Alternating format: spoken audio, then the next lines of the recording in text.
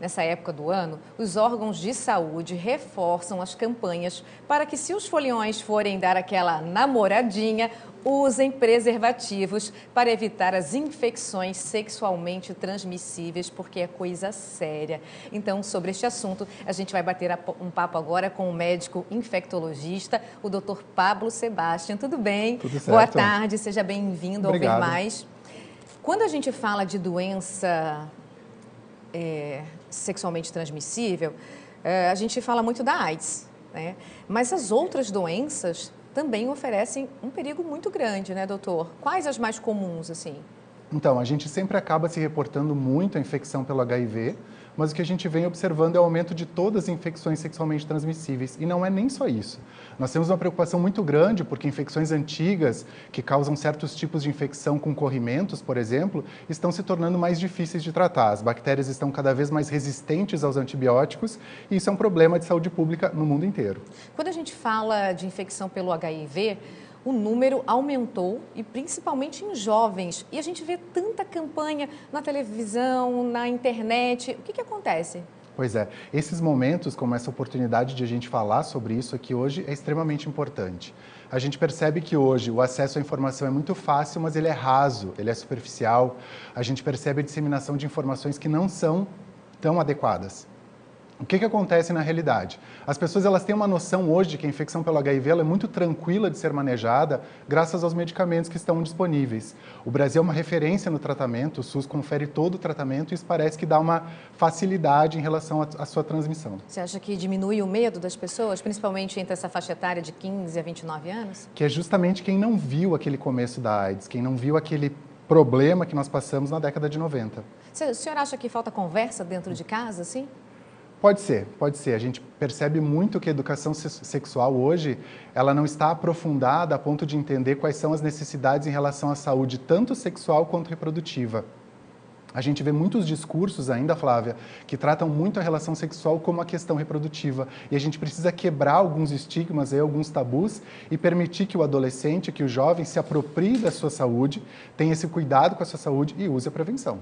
E é de graça, né, a distribuição do preservativo. Todas as unidades de saúde, não só de Itajaí, mas de toda a região, tem também, né? Tanto preservativo quanto vacinas. Quando a gente fala de infecções sexualmente transmissíveis, a gente pode pensar na hepatite B, na hepatite A, no HPV, que são doenças hoje passíveis de prevenção por vacina. Essas vacinas são disponíveis pelo SUS, fazem parte do calendário vacinal de todas as pessoas. Então, para a gente é muito triste quando a gente vê esses números ainda aumentando. Doutor, não fiz a prevenção, né? Não usei o preservativo.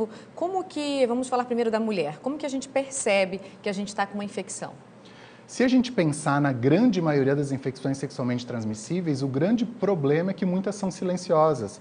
Elas podem não se traduzir em alguma clínica ou algum sintoma que a pessoa reconheça que está portando uma infecção sexualmente transmissível. Por isso que a gente bate tanto na tecla da prevenção e dos testes rápidos.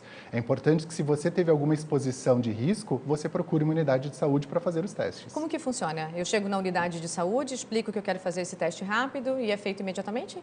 Todas as unidades de saúde estão hoje habilitadas para fazer isso. Então, você procura uma unidade básica de saúde, vai relatar que você deseja fazer os testes rápidos. Não precisa necessariamente ter um histórico de uma exposição recente. Você que já iniciou sua vida sexual e que nunca fez o exame, é muito importante que faça. O HIV, as hepatites virais e a sífilis, em 30 minutos você tem o resultado desse diagnóstico. E para todas elas existe um tratamento disponível. E no homem também é uma doença, ela também é silenciosa, doutor? Muitas vezes pior ainda do que para a mulher. Quando a gente vai falar de doenças que cursam com verrugas, por exemplo, como a infecção pelo HPV, a gente vai ver muito menos sintomas no homem, o que faz ele um portador assintomático e permitir que seja um carreador dessa doença adiante.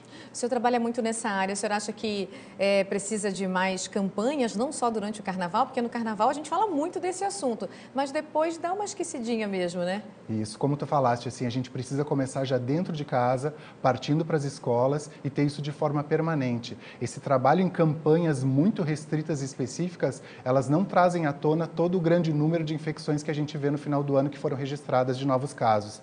Então a gente precisa falar mais sobre isso, trabalhar mais em cima das vacinas e das prevenções. E o senhor que trabalha na área da saúde, uma dica para a mãe e para o pai que ficam inseguros de falar sobre sexo com os filhos. Como que faz? Coloca na mesa, vamos aqui ter uma conversa séria. Precisa, é fundamental isso. A gente precisa respeitar a autonomia do indivíduo em relação à sua saúde sexual. A gente precisa que os pais tenham essa abertura justamente para diminuir as dúvidas que possam haver em relação ao uso desses insumos que estão à disposição, vacinas, preservativo e o que fazer no dia seguinte no caso de uma relação desprotegida. A partir de que idade, doutor? Ou a gente vai percebendo de acordo com a convivência, assim, com o adolescente, com os filhos em casa? O desenvolvimento das crianças ele é muito individual. A gente percebe uma diferença entre as classes sociais, a gente percebe uma diferença de acordo com a formação de educação, mas o importante são os pais estarem alerta e os pais estarem à disposição.